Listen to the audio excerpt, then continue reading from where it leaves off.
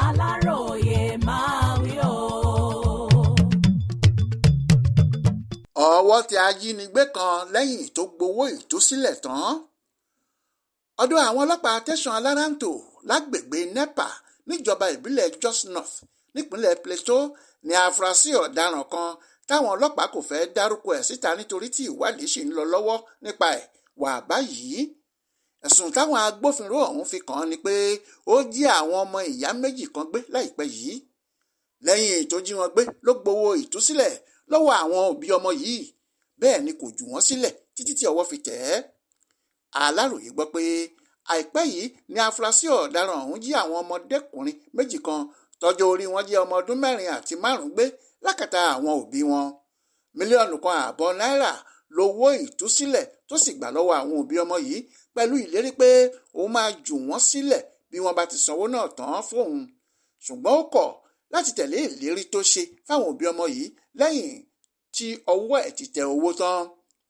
Inú ilé àkọ́kù kan tó kó àwọn ọmọ náà sí ní àwọn ará àdúgbò tó ń lọ lọ́jọ́bọ̀ tọ́sídẹ̀ẹ́ ọjọ́ 22 oṣù kẹjọ ọdún yìí ti gbọ́ igbe àwọn ọmọ ọ̀hún.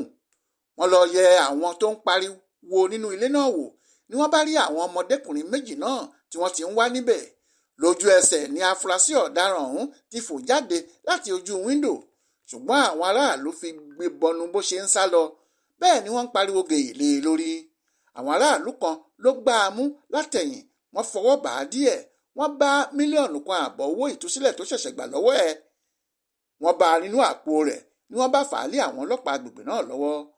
Alukoro iléeṣẹ́ ọlọ́pàá ìpínlẹ̀ ọ̀hún DSP Alabo Alfred tó fìdí ìṣẹ̀lẹ̀ ọ̀hún múlẹ̀ fáwọn oníròyìn lọ́jọ́ 22 oṣù yìí sọ pé ọ̀dọ̀ àwọn ni afurasí ọ̀daràn ọ̀hún wà báyìí. Ó ran àwọn ọlọ́pàá agbègbè náà lọ́wọ́ nínú ìwádìí wọn. Àtẹ̀jáde kan tí wọ́n fi síta nípa ìṣẹ̀lẹ̀ náà lọ báyìí pé àwọn ará agbègbè NEPA níjọba ìbílẹ̀ Jos North nípínlẹ̀ Plateau ni wọ́n fọwọ́ òfin mú afurasí ọ̀daràn ọ̀hún lásìkò táwọn ìdọ́ ìlú náà ń lé lọ lọ́jọ́bọ̀ tọ́sídẹ̀ẹ́. Ó gbowó ìtúsílẹ̀ tán lọ́wọ́ àwọn ẹbí ọmọdékùnrin méjì kan tó jí gbé láìpẹ́ yìí, kò kó wọn sílẹ̀.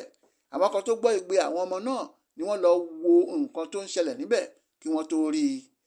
Alukoro ní àwọn máa tó bẹ̀rẹ̀ ìwádìí nípa ìṣẹ̀lẹ̀ ọ̀hún tí àwọn máa sì fi ojú ọ̀daràn ọ̀hún bá ilé ẹjọ́ ní kíákíá.